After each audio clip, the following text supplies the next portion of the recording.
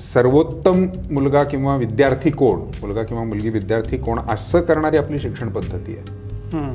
प्रत्येक मुलामध्ये काय चांगलं आहे, उत्तम आहे हे शोधणारी शिक्षण पद्धती नाहीये, ती हवी. खरं तर सत्य सत्य अंतिम सत्य काय, तर अंतिम सत्य तू एकटास.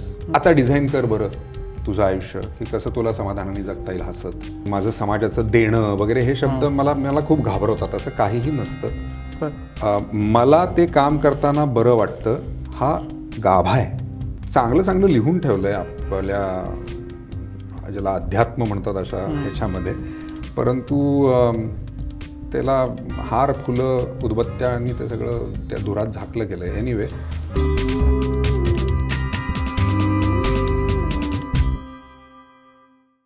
नमस्कार, मी विनायक पाचलक आणि थिंक बँकच्या बिहाइंड द सीन्समध्ये तुम्हा सगळ्यांचं मनापासून स्वागत. आणि आज एक इंटरेस्टिंग मुलाखत आपण करतोय, ती म्हणजे चतुरस्र अभिनेते, राष्ट्रीय पुरस्कार ज्यांना वेगवेगळे मिळालेले आहेत आणि त्याशिवाय विविध क्षेत्रात कार्यरत असणारे अतुल कुलकर्णी सरांबरोबर. सर नमस्कार, थिंक बँकमध्ये स्वागत आहे तुमचं. सरांची ओळख जरी अभिनेता म्हणून असली तरी आज माझा पहिला प्रश्न अभिनयाबद्दल असणार नाही आहे. खरं तर ज्या पोस्टमधून ही मुलाखत करावी अशी ट्रिगर झाला तो म्हणजे, सर तुम्ही एक काही दिवसांपूर्वी फेसबुकवरती पोस्ट टाकलीत की क्वेस्ट नावाची तुमची एक संस्था आहे आणि या संस्थेतून तुम्ही रिटायर होत आहे.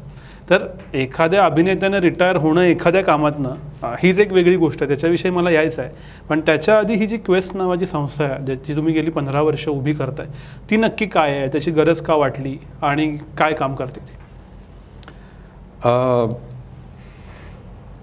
आपल्या सगळ्यांच्या आयुष्यात मला असं वाटतं की एक असा काळ येतो की साधारण एक गोष्टी बेसिक सेटल झालेल्या असतात आणि आजूबाजूला आपण पूर्वीपासून जे पाहत असतो की ह्याच्यात थोडा बदल व्हायला पाहिजे वगैरे वगैरे. तर त्याच्यात आता आपल्याला काय करता येईल का, अशा पद्धतीचा एक आपल्याला विचार यायला लागतो. तर तसा जेव्हा माझ्या मनामध्ये किंवा माझ्या आयुष्यामध्ये तो काळ आला तेव्हा मी विचार करायला लागलो. तर मला असं वाटतं की आजूबाजूला गोष्टी जर बदलाव्यात असं वाटत असेल आपल्याला, सगळ्यात महत्त्वाचं क्षेत्र आहे जिथे तुम्ही खरोखर काही करू शकता ते राजकारण.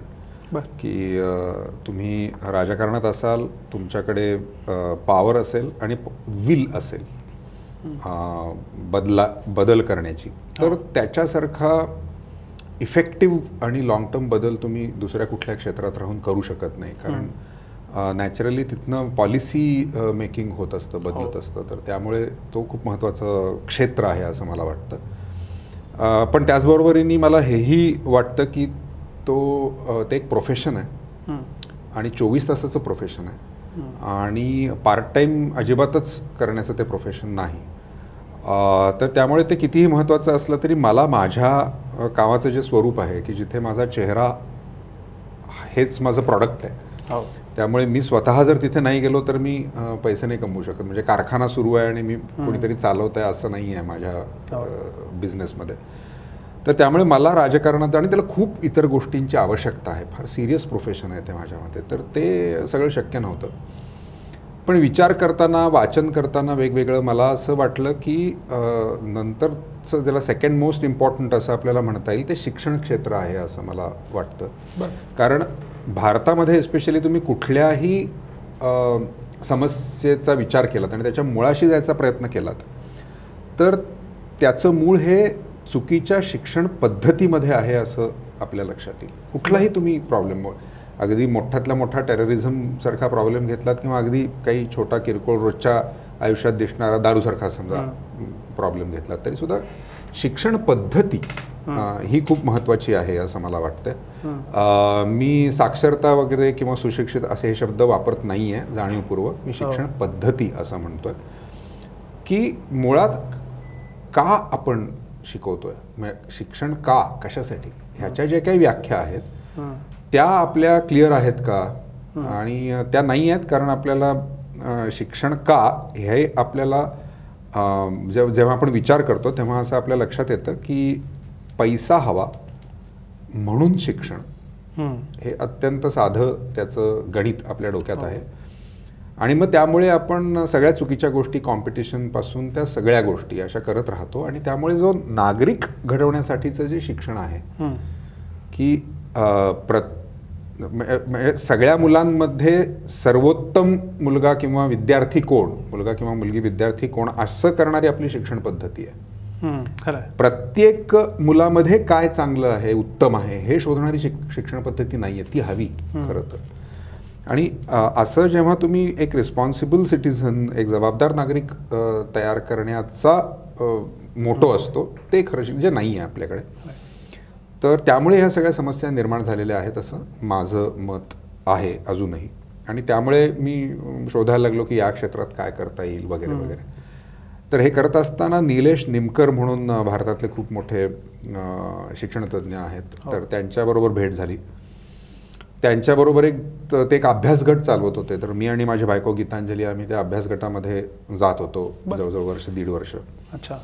दर महिन्याला आमची भेट व्हायची 10 लोकांची. आणि मग ते करता करता एक 2-2.5 वर्षानंतर असा विचार आला की आपण एक संस्था स्थापन करूया, मुख्यत्वे करून निलेश निमकरांच्या भोवती एक इन्फ्रास्ट्रक्चर तयार करूया, की जेणेकरून त्यांची जी काय कॅपॅसिटी आहे ती त्यांना पूर्णपणे वापरता येईल अशा अर्थी. तर अशी क्वेस्टची सुरुवात झाली 2007 साली 1 जानेवारीला.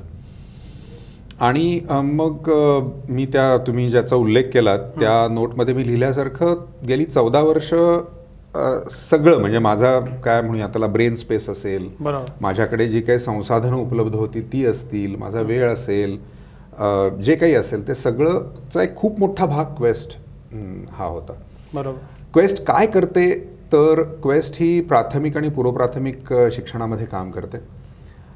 आम्ही ज्या गोष्टी ठामपणे पहिल्या दिवसापासून ठरवल्या होत्या त्या ह्या की आम्हाला सिस्टीमच्या बरोबर काम करायचं आहे. आम्हाला एक काहीतरी वेगळी शाळा सुरू करायची आणि एक बेट ते खूप महत्त्वाचे असतं, ते सुद्धा चूक आहे अशा अर्थाने मी म्हणत नाही आहे. पण एक शाळा किंवा 2-4 शाळा किंवा असं न करता जी आपल्याकडे एवढी अफाट पसरलेली सरकारी व्यवस्था आहे, जिल्हा परिषदेच्या शाळांपासून आश्रमशाळांपासून अनेक ह्या सगळ्या ज्या आहेत, जिथे आज ह्या घडीला प्रायव्हेटायझेशनच्या ह्याच्यात सुद्धा जवळजवळ 60-65% मुली शिकतायत, त्याला स्ट्रेंथन करण्यासाठी आपल्याला काय करता येईल, त्यांची जी काय गुणवत्ता आहे ती सुधारण्यासाठी काय करता येईल. त्यामुळे क्वेस्टचा सुद्धा लॉंग फॉर्म हा क्वालिटी एज्युकेशन सपोर्ट ट्रस्ट असाच आहे. त्यामुळे ह्या गुणवत्तेला वाढवण्यासाठी आपल्याला काय सपोर्ट करता येईल शिक्षकांना मुळात, कारण शिक्षकांना सपोर्ट केला तर मग तुमच्या येणाऱ्या बॅचेसना त्याचा सपोर्ट होत राहील. अदरवाईज तुम्ही एक पॅरलल सिस्टीम तुम्हाला ह्याला काही अर्थ नाही आहे, फक्त तुम्ही विद्यार्थ्यांबरोबर काम करत राहिलात तर. त्यामुळे आमचं स्वरूपच असं आहे की अशी छोटी छोटी मॉडेल्स तयार करणे, प्रोग्राम तयार करणे, नीड बेस्ड सर्वे वगैरे असं सगळं अभ्यास करूनच तो ठरवला जातो सगळं, कुठे गरज आहे, काय गरज आहे, कशी गरज आहे. आणि मग ठराविक काळ काम करून तिथून बाहेर पडायचं आणि जिथे आपण काम करतोय ते इंडिपेंडंट झालं पाहिजे, त्या शिक्षकांनी ते स्वतः कॅरी फॉरवर्ड केलं पाहिजे, अशी ही मूळ कल्पना आहे. त्यामुळे पार अगदी अंगणवाडीपासून ते जवळजवळ 8वी-9वी पर्यंत आम्ही हे काम करतो. पण म्हणजे तुम्ही जसं उल्लेख केलात की तुमची स्वतःची ब्रेन स्पेस आणि तुम्ही स्वतःच एक प्रॉडक्ट आहात, तर कुठलाही अभिनेता किंवा विशेषतः जे स्वतःच प्रॉडक्ट आहेत अशी लोक त्यांच्या कालावधीमध्ये जास्तीत जास्त वेळ प्रोफेशनल आपल्याला कसा रिटर्न ऑन इन्व्हेस्टमेंट मिळेल याच्यावरती बघतात. आणि याच्यात समजा काही सामाजिक काम करायचं असेल तर एखादं डोनेशन देणं किंवा एखाद्या गोष्टीचं ब्रँड अँबॅसेडर बनणं किंवा एखाद्या गोष्टीला जशी जमेल तशी कडेनं मदत करणं असा एक टोन असतो. अशा वेळेला आपल्या करिअर चालू असताना ठराविक वेळ आणि आपलं सर्वस्व एक भाग देऊन त्यातला आत उतरून काम करावं असं का वाटलं? एक तर सुरुवातीला जे वर्णन केलं ते फक्त कलाकारांना लागू नाही होत. रिटर्न ऑन इन्व्हेस्टमेंट प्रत्येक जण बघत असतो, मुलाखत घेणारा सुद्धा बघत असतो, देणारा सुद्धा बघत असतो. सो हे प्रत्येकाला लागू होतं. बरोबर. हवेवर मला असं नेहमी वाटत आलेलं आहे आणि जे मी सतत सांगण्याचा प्रयत्न केलेला आहे की तुम्ही कुठल्याही प्रोफेशनमध्ये असा, तुमचा व्यवसाय हा तुमच्या आयुष्यापेक्षा कधीच महत्त्वाचा असू शकत नाही असं माझं मत आहे. आयुष्यापेक्षा महत्त्वाचं मोठं काहीच असू शकत नाही. पण परत आपण तिथेच येतो की शिक्षण पद्धतीमध्ये आपल्याला असं शिकवलं गेलेलं आहे की एका माणसाचं यश अपयश हे त्याच्या प्रोफेशनल यश अपयशावरतीच ठरवलं जातं. बरोबर. आणि कित्येक वेळेला आपल्याला असं दिसतं की जो माणूस व्यावसायिकदृष्ट्या खूप सक्सेसफुल आहे त्याने आयुष्यात एक पुस्तक वाचलं नसेल, एक सिनेमा बघितला नसेल, तो प्रसंगी आपल्या व्यवसायासाठी 4 वाईट कामं करत असेल तरी सुद्धा आपण त्याला एक यशस्वी माणूस म्हणून गणतो. बरोबर. तर इथे खूप ह्या खूप अनेक पिढ्यांमध्ये ही गडबड झालेली आहे. ही फक्त या पिढीची गोष्ट नाही आहे. ह्याचा दोष असा शब्द वापरायचाच असेल तर तो दोष म्हणजे आपले वडील, त्यांचे वडील, त्यांचे वडील, त्यांचे वडील असा एक 5-6 पिढ्या जरा आधी जातो असं मला वाटतं. आणि मग ते पर्कोलेट होत होत आज ही परिस्थिती आपल्याला दिसते. तर त्यामुळे मला कायमच असं वाटत आलेलं आहे की माझा व्यवसाय हा माझ्या आयुष्याचा खूप महत्त्वाचा भाग आहे, पण छोटा भाग आहे. मग इतर ज्या गोष्टी आहेत ज्याच्यामध्ये क्वेस्ट सारखं एखादं काम येतं ते सुद्धा मला तितकंच महत्त्वाचं वाटतं. ओके. आणि त्यामुळे माझ्या मनात असा कधी डायलेमा निर्माण झाला नाही की म्हणजे अभिनय क्षेत्र की हे किंवा काय वगैरे वगैरे. आणि आपल्या प्रत्येकामध्ये मल्टीटास्किंगची क्षमता असते, नाही असं अजिबात नाही. 24 तास हे खूप असतात. त्याच्यातले अर्धा तास काढून टाकले तरी उरलेले पुष्कळ असतात तुमच्याकडे तास. ते फक्त ऑर्गनाईज करण्याचा मुद्दा असतो आणि तुमच्या प्रायोरिटीज काय ह्याची व्याख्या ठरवणं फार गरजेचं असतं. ते जर फिक्स झालं तर तुम्हाला अनेक गोष्टी करता येतात.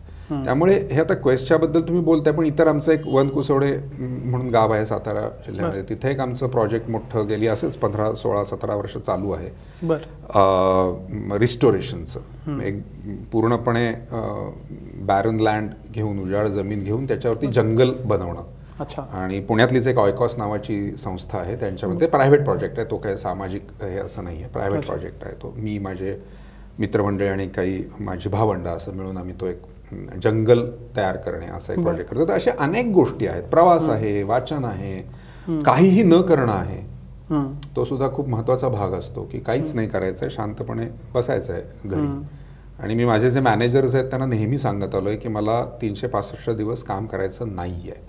आता बघा तुम्हाला माझ्यासाठी काम करायचं आहे का. सो तुमच्या प्रश्नाचं उत्तर असं आहे की हे तितकंच महत्त्वाचं आहे. त्यामुळे अँड आहे ते, ऑर नाही आहे, इदर ऑर नाही आहे, ते अँड आहे.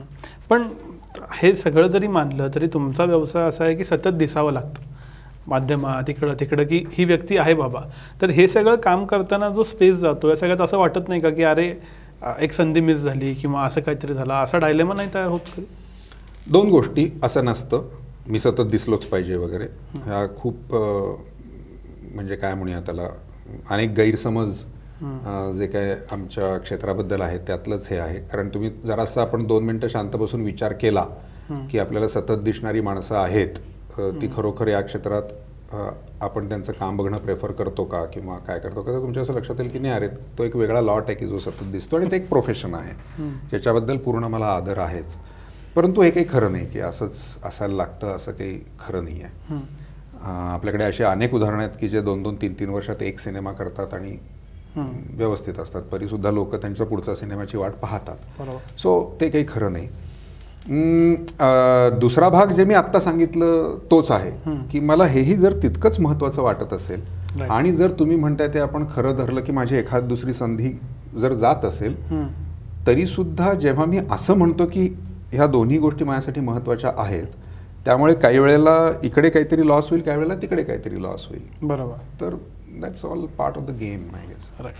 पण आता संस्था उभी करणं, काम उभं करणं आणि ते सिरियसली वेळ देऊन जीव ओतून उभं करणं आणि याच्यानंतर त्यातनं रिटायर होणं, तर रिटायर होणं ही सोपी गोष्ट नसती आणि ते सुद्धा अजून you have a good time to invest on. तर अशा वेळेला हा निर्णय कसा घेतला गेला की रिटायर व्हायचं आणि ठरवून रिटायर व्हायचं?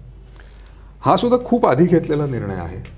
म्हणजे फक्त क्वेस्टच्या बाबतीत असं नाही, कारण ती एक काय म्हणूया त्याला एक जनरल आयुष्याचं तत्वज्ञान म्हणून मी त्याच्याकडे खूप वर्ष आधीपासून पाहतो आहे. मला माझं आपल्याकडे जी आश्रम व्यवस्था ज्याला म्हणतात की ब्रह्मचर्य आश्रम, गृहस्थाश्रम, वानप्रस्थ, संन्यास, निर्वाण वगैरे वगैरे, तर ह्याच्याकडे आपण जर एका आधुनिक परिप्रेक्षातनं जर पाहिलं तर मला असं वाटतं की हे सगळं काय आहे, तर ही मुख्य कल्पना अशी आहे की 2च गोष्टी निश्चित आहेत माणसाच्या आयुष्यामध्ये. एक म्हणजे मृत्यू आणि तुम्ही डिटेरिओरेट होत मृत्यू, म्हणजे तुमचं शरीर, मन, डोकं सगळं हळूहळू हळूहळू कमी कमी तुमचे त्याची स्ट्रेंथ होत मग मृत्यू, जर तुमचा नॅचरल डेथ असेल तर. ह्या दोनच गोष्टी नक्की आहेत. तर आणि तुम्ही जर असं लक्षात घेतलं की कुठलंही तत्वज्ञान घ्या किंवा ह्या ज्या माणसानं निर्माण केलेल्या देव धर्मापासून सगळ्या संकल्पना घ्या, या सगळ्याची सुरुवात त्या दोन मुद्द्यांपासून आहे. जर मृत्यू नसता आणि माणसाच्या शरीराचा क्षय नसता तर ह्यातलं काही नसलं असतं, गरजच उरली नसती. तर ते प्रश्न गंभीर तिथे होतात की मृत्यू हे जर नक्की आणि तो कधी आहे माहिती नाही आणि मृत्यू नंतर काय माहिती नाही, तर मग आत्ता जे मी करतोय त्याचा काय अर्थ आहे, असा सगळा तो प्रकार सुरू होतो. तर तो हे निश्चित मानून तुमच्या आयुष्याचे सेक्शन्स करणं, तुमच्या वय आणि जबाबदारी आणि आर्थिक परिस्थिती वगैरे वगैरे प्रत्येकासाठी ते वेगळं असेल, त्याचं काही असं गणित नाही घालता येत. तर ही त्याची मूळ संकल्पना आहे असं मला वाटतं, की असं उलटं तुम्ही त्याचे सेक्शन्स करत या. आणि मग जे काही तुम्ही एक रफली ठरवलं असेल की वय म्हणा किंवा तुमच्याकडे असलेलं सेव्हिंग म्हणा किंवा तुमच्यावर असलेल्या जबाबदाऱ्या म्हणा, या सगळ्याचं कॉम्बिनेशन करून तुम्हाला एक साधारण असं एक रिलेसारखं करावं लागतं की तुम्ही तुमच्या पुढच्या सेक्शनची तयारी आधी करावी लागते आणि मग त्या सेक्शनमध्ये गेलात की त्याच्या पुढच्या सेक्शनची तयारी करत करत करत करत तुम्ही अशा पॉईंटला पोचायला पाहिजे मृत्यूपर्यंत की जिथे तुम्हाला काहीही करायला हवंय असं असता कामा नये किंवा होईल न होईल त्याने काही फरक पडणार नाही, अशा स्टेजला तुम्ही पोचू शकताय का की हां चला चाललो येतो असं म्हणून तुम्ही जाऊ शकणार आहात का इतक्या सहजपणे. ती मानसिक आणि बौद्धिक तुमची अवस्था असू शकणार आहे का, शारीरिक अवस्था तुमच्या हातात नाही आहे. बरोबर. तर ही तयारी मला असं वाटतं की अत्यंत महत्त्वाची आहे. मी जेव्हा याचा विचार करत होतो तेव्हा मला असं वाटलं या सगळ्याच्या कॉम्बिनेशननुसार की मी खूप आधीच ठरवलं होतं की साधारण 55, 56, 57 ह्या काळामध्ये आपण हळूहळू ह्या सगळ्या गोष्टीतनं काय म्हणूया त्याला retire, lack of better word, retire होऊया. म्हणजे आपल्याकडे म्हणूनच मी हा शब्द वापरायला घाबरतो का, कारण आपण रिटायर, निवृत्त किंवा असं सगळं म्हटलं की एकदम आपल्याला ते पेन्शनर आणि मग तू काय ते तशी कॉन्सेप्ट नाहीये. ही कामात होणाऱ्या बदलाची कॉन्सेप्ट आहे. तुमच्यावर असलेल्या जबाबदाऱ्यांमध्ये होणारे बदल, घ्यायच्या जबाबदाऱ्यांमध्ये बदल, हा त्याचा भाग आहे. म्हणजे तुम्ही घरीच बसलायत आणि आता तुम्हाला काहीच करायचं नाही आहे किंवा ते निगेटिव्ह हे आहे त्याला, तर तो मुद्दा नाही आहे बरोबर त्याच्यामागे.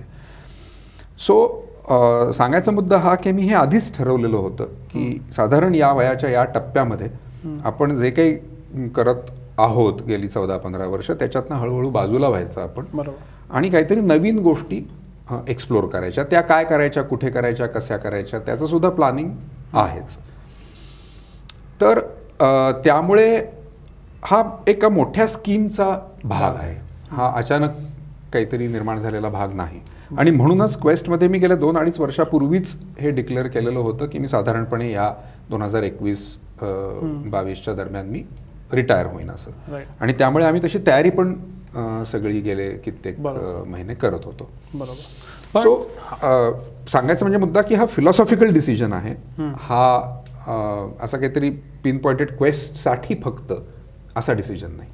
आपण मला इथं 2 गोष्टी सुचतात. एक तर बदल तसा आवडत नाही, कम्फर्ट झोन आपला तयार झालेला असतो कुठल्याही कामामध्ये. तर तुम्ही जे म्हणताय की प्लॅन करून ठरवून गोष्टी बदलणं हे तुम्हाला जमलं, पण जमताना दिसतं तर त्याचं हे काय नाही. तर लोक कम्फर्ट झोनमध्ये आहे ना, आता मी 30 वर्ष करतोय, तुमची ॲक्टिंग छान आहे, तर ते का असं, म्हणजे हे कसं जमलं? मला खूप असं वाटतं की मी माझ्या कुठल्याही ह्या बाकीच्या गोष्टी मी जो पाळत नाही आणि त्या फार पॉझिटिव्ह, म्हणजे उदाहरणार्थ ह्या ज्या मानवनिर्मित संकल्पना आहेत, देव धर्म जात रिच्युअल्स सगळी जी आपली आहेत वगैरे वगैरे, ते एकदा तुम्ही त्यातनं ते मोकळं होणं आहे असं मला वाटतं. कारण माझा हा प्रवास आहे, मी अचानक जन्मल्यापासून असा नाही आहे, मी अत्यंत एका दुसऱ्या टोकाला होतो खरं सांगायचं तर. आणि मग वाचन करत, विचार करत, आणि हे सगळं तुमच्या समोर आहे. तुम्ही जर बघायचं ठरवलं तर हे सगळं तुमच्या समोर आहे आणि ते तुम्ही बघत राहिलात की तुमच्या आपोआप लक्षात येतं की हे सगळं कसं स्वार्थापोटी माणसानं निर्माण केलेल्या ह्या सगळ्या गोष्टी आहेत. आणि त्या नाहीत असं तुम्ही एकदा काढून टाकल्यात बाजूला की मग तुम्ही राहता फक्त. आणि फक्त तुम्ही असलात आणि तुमचं तुम्हाला काय म्हणूया आयुष्य जगायचं आहे, तुमचं तुम्हाला याचा अर्थ फक्त तुम्ही. कुटुंब बिटुंब हे सुद्धा आपण सगळं आर्टिफिशियली निर्माण केलेल्या गोष्टी आहेत. म्हणजे अनेक त्या बाबतीत मी लेख वगैरे पण लिहिलेले आहेत. पण ही व्यवस्थाच मुळात शेतीचा शोध लागल्यानंतर गेल्या 10,000 वर्षातली ही व्यवस्था आहे, इन्क्लुडिंग मोनोगॅमी.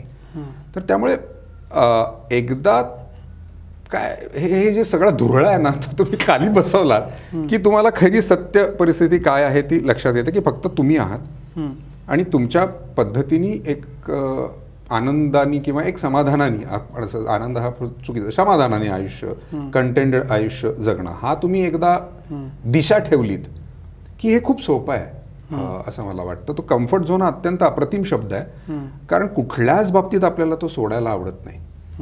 पण त्याचा दुसरा धोका असा आहे, कम्फर्ट झोन ना हे दलदलीसारखं असतं की ते सुरुवातीला तुम्हाला अगदी पायाला छान मऊ चिखल वाटतो, पण ते हळूहळू तुम्ही कधी आत त्याच्या धसायला लागता हे तुम्हाला कळत नाही. आणि एस्पेशली मॉडर्न टाइम्समध्ये की जेव्हा तुम्ही इन्व्हेस्टमेंट्स करता, हे करता, ते करता, एका पॉईंट नंतर तुम्हाला, मी सगळ्या सोसायटीच्या सेक्शनबद्दल बोलत नाही आहे, पण एक जे ज्यांना त्यांच्या कल्चरल कॅपिटल ज्यांना मिळालेलं आहे, की जे भारतात दुर्दैवाने ठराविक काय म्हणूया त्याला वरच्या स्तरातल्याच जातव्यवस्थेमधल्या वरच्या स्तरांना लोकांनाच ते मिळालेलं आहे, ते कल्चरल कॅपिटल. त्याच्या जोरावरती तुम्ही ह्या पद्धतीचं आयुष्य जगू शकता. पण त्याचा दुसरा भाग मी आत्ता म्हणालो तसं की तुमचं मेंदू काम करणं थांबवतो. आणि त्या कम्फर्ट झोनचं ते असतं, म्हणजे कम्फर्ट झोन म्हणजे ते आमच्या व्यायामात आमचे परोळेकर सर नेहमी सांगतात की तुम्ही ठरवून रोज एकाच मार्गावरनं 40 मिनिटं चालत राहिलात, असं जर मी ठरवलं, मी रोज 45 मिनिटं चालतो आणि आपण असं बघतो की वर्षानुवर्ष लोक चालतायत आणि पण त्यांच्या शरीरात काहीच फरक पडत नाही. त्याचं कारण असं की एका पॉईंट नंतर तुमच्या शरीराच्या लक्षात येतं की अच्छा हेच होणार आहे का रोज, ओके, ते थांबवतं त्याच्यानंतर तुमचं हे करणं. आणि तुम्हाला त्याला चॅलेंज करत राहावं लागतं सतत, कारण त्याचा धर्मच मुळात हा आहे की मी तोशी स्वतःला लावून घ्यायची नाही. एकदा मला कळलं की अच्छा एवढी एनर्जी वापरली जाते, तर मी बरोबर तेवढी देऊन मग मी हे करणं थांबवतो, स्वतःला त्रास देणं. तसं हे आहे की हा कम्फर्ट झोन हा आपला मूळ काय म्हणूया त्याला स्वभाव आहे, इट्स आवर इन्स्टिंक्ट. बरोबर बरोबर. पण ते काही फार मला नाही वाटत की योग्य इन्स्टिंक्ट आहे, एस्पेशली आधुनिक ह्याच्यामध्ये, व्याख्यांमध्ये आणि जगण्याच्या पद्धतीमध्ये. म्हणजे आय हॅव नॉट रॉंग, मला तुमचा एक झपाटले पण ते जाणते पण मधला लेख आठवतोय, तो याच सगळ्या प्रोसेसमध्ये सांगतो. तर आमच्या प्रेक्षकांसाठी ही जी प्रोसेस होती ज्यात तुम्ही आत्ता हे सगळं कम्फर्ट झोन सोडणे, आत्ता आम्ही त्याला इंजिनिअरिंगच्या भाषेत लाईफ स्किल्स म्हणतो, तुम्हाला जॉब 7दा बदलायला लागणार आहे वगैरे वगैरे. तर यातले मेन टप्पे किंवा मेन असे घटक कोणते होते की ज्यानं तुमची ही घडण होण्यात मदत झाली? मी मगाशी म्हणालो तसं की ह्या सगळ्या समजुतीतनं बाहेर पडणं की हे असं काहीतरी आहे जे मला कंट्रोल करते, ज्यांनी मला जन्माला घातलंय आणि जो कोणीतरी वर बसून मला काहीतरी करतोय, ज्याची पूजा अर्चा केली की माझं भलं होईल किंवा मी नाही केली तर नाही होणार, प्रसाद नाही घातला तर माझं नुकसान होईल आणि माझं घर जळेल आणि बोट बुडेल वगैरे वगैरे. ह्या सगळ्या हे आहेत, म्हणजे फार हे धोक्याचे सगळे, म्हणजे आपण वेगवेगळे जे शोध लावलेत मानवानं की जे पुढे जाऊन आपल्याला कळलं की हे फार चुकीचे शोध होते, तसा हा शोध आहे असं माझं मत आहे. आणि तो एकदा बाजूला करणं, आणि त्याच्यासाठी हा सततचा झगडा आहे, इट्स अ कॉन्स्टंट रिबेलियन. तो तुम्हाला एकदा मला कळलं म्हणजे असं नाही होत, तुम्हाला ते रोज, कारण इतकं ते पसरलेलं आहे आजूबाजूला आणि ते इतकं तुमच्या अंगावर येऊन आदळतात ह्या गोष्टी की तुम्हाला त्याच्यावरती रोज तुम्हाला झगडावं लागतं बाहेरच्या जगाशी. स्वतःशी जरी नसलं तुमचं झगडणं थांबलं तरी सुद्धा. हा मला खूप मोठा भाग वाटतो. ओके, हे सत्य सत्य सत्य अंतिम सत्य काय तर अंतिम सत्य तू एकटा आहेस, हे अंतिम सत्य आहे आणि तू मरणार आहेस आणि तुझं शरीर डिटोरेट होऊन तू मरणार आहेस.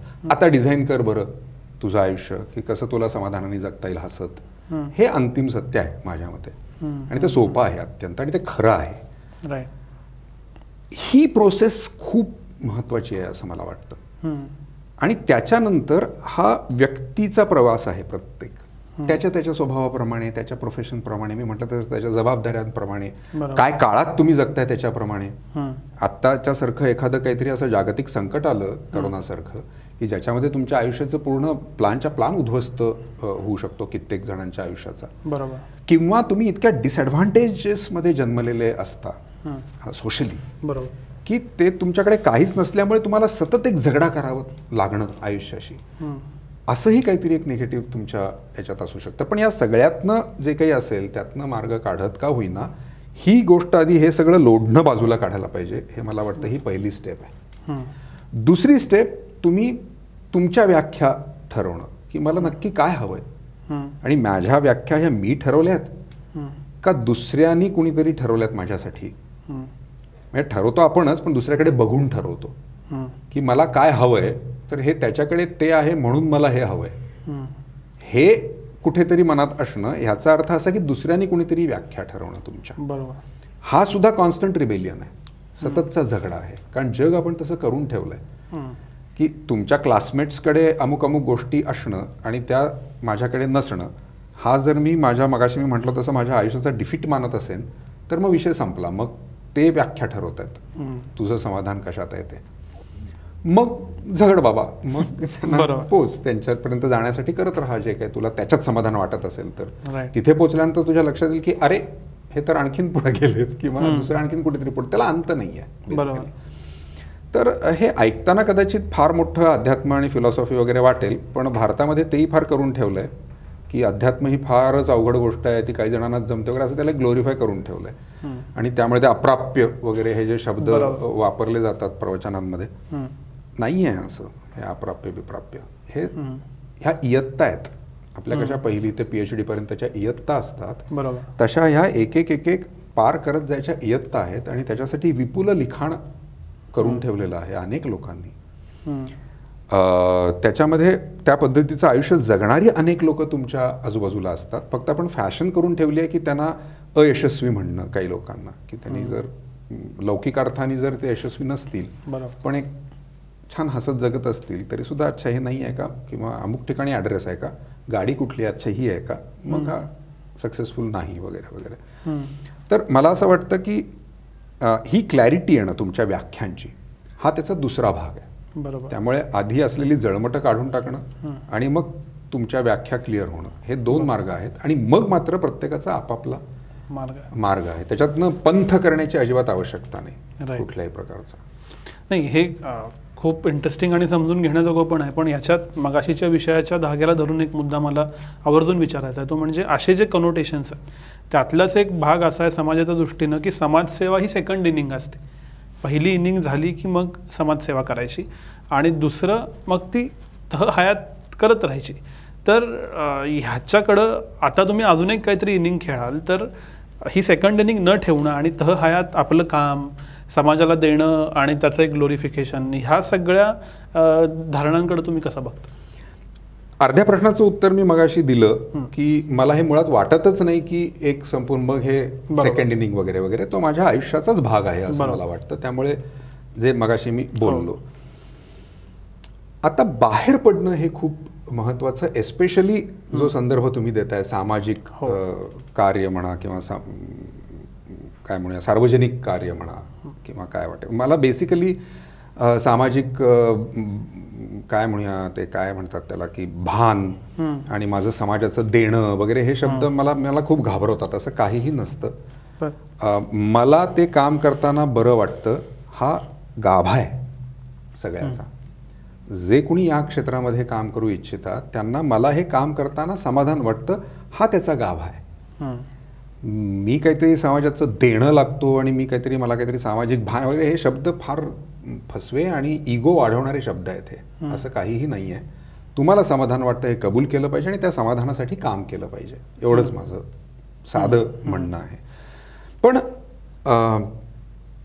गडबड अशी आहे ह्या कामाची, म्हणजे एखादं तुमचं वेगळं प्रोफेशन असेल की ज्याच्यामुळे तुमचा उदरनिर्वाह चालतो समजा, पण एखादं सार्वजनिक क्षेत्रातलं काम आहे किंवा त्याला इतकं ग्लोरिफिकेशन आहे आपल्या सगळ्याच म्हणजे जगभर ह्याला, की त्या ग्लोरिफिकेशनचा म्हणून एक तुमच्यावरती परिणाम होत असतो नकळतपणे. कितीही निस्वार्थी वगैरे शब्द वापरा, तुम्ही कितीही काही शब्द वापरा, मी निस्वार्थी आहे ह्याचाही इगो असतो. हेच आहे की ते खूप चांगलं चांगलं लिहून ठेवलंय आपल्या ज्याला अध्यात्म म्हणतात अशा ह्याच्यामध्ये, परंतु त्याला हार फुलं उदबत्त्या आणि ते सगळं त्या धुरात झाकलं गेलंय. एनिवे, पण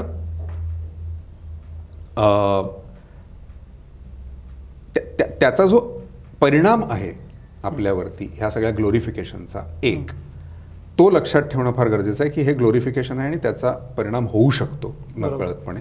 आणि दुसरी गोष्ट अशी आहे की हे मुळातच पब्लिक चॅरिटेबल ट्रस्टच्या अंडर येणारं काम आहे. म्हणजे काय आहे तर लोकांच्या पैशावरती चालणारं हे काम आहे. बरोबर.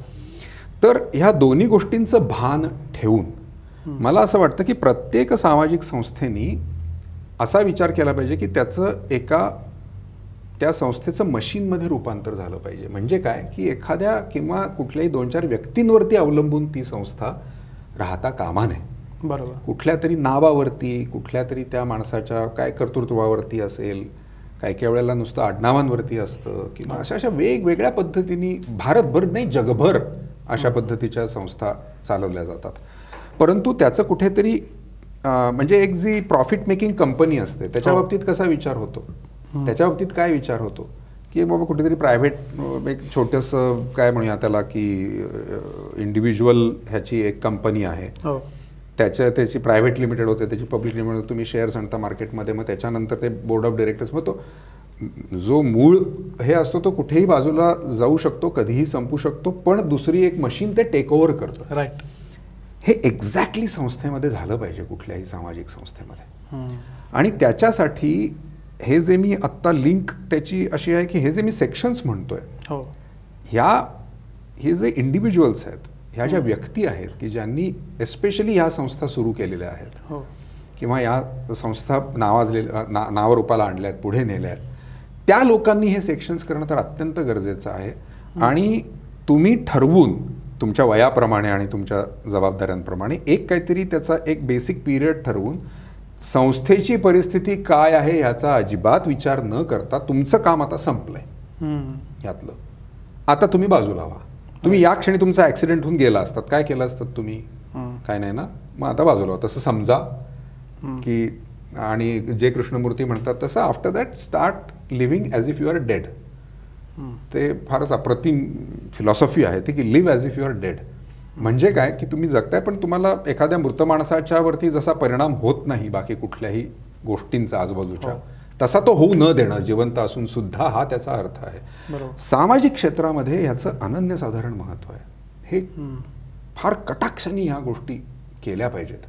रिटायरमेंट ठरवली पाहिजे आपापल्या पद्धतीने. कुणी कधी ठरवावी हा वेगळा मुद्दा आहे, परंतु प्रत्येकाचं वय होणार आहे. आणि हा मी ठरवलंय की मी मेल्यानंतर रिटायर होईन ही चुकीची संकल्पना आहे. तर तुम्ही तुमच्या एका टप्प्यावरती कुठेतरी हे ठरवलं पाहिजे. आजूबाजूला कितीही प्रतिकूल परिस्थिती असेल किंवा अनुकूल परिस्थिती असेल त्याचा विचार न करता बाजूला झालं पाहिजे. ते बाजूला झालं तुम्हाला, कारण प्रत्येक वेळेला काय असतं ना, मी हा माणूस गेला तर कोण बघेल, मग कसं होईल संस्थेचं, मग काय होईल. तुम्ही जन्माला यायच्या आधी काही हे कामं होत नव्हती, होत होती की तुम्ही नसल्यानंतर काही थोडा वेळ रूळ बदलताना जसा खडखडाट होता तसं खडखडाट होईल, येईल. समजा नाही आलं ठीक आहे. तुम्हाला जेवढं शक्य इतक्या अलिप्तपणेच ते काम केलं पाहिजे. बरोबर. त्याच्यामध्ये गुंतणं ही सामाजिक संस्थेच्या दृष्टीनं अत्यंत चुकीची फिलॉसॉफी आहे. पर्सनल व्ह्यूइंग त्याचं स्वतःचं स्थान आहे. बरोबर. तर त्याच्यामध्ये तुम्ही तुमचे काहीतरी सांस्कृतिक सामाजिक हे तुम्हाला नाही बघायला बघू नका ना, चॉईस आहे. त्या माणसानं देशभर चाललेलं आंदोलन एका दिवसात बंद केलं. काय होतं? सोशल मीडिया होता, ट्विट होतं, काय होतं, कट्टर, प्रखर, किंवा हे जे सगळे असे टोकाला नेणारे जे शब्द असतात ना, त्याची मला फारच भीती वाटते. कारण तुम्ही कमिट करून बसलात. आता तुम्ही स्वतःला चान्सेस ठेवला नाही आहे की काही मी वेगळा विचार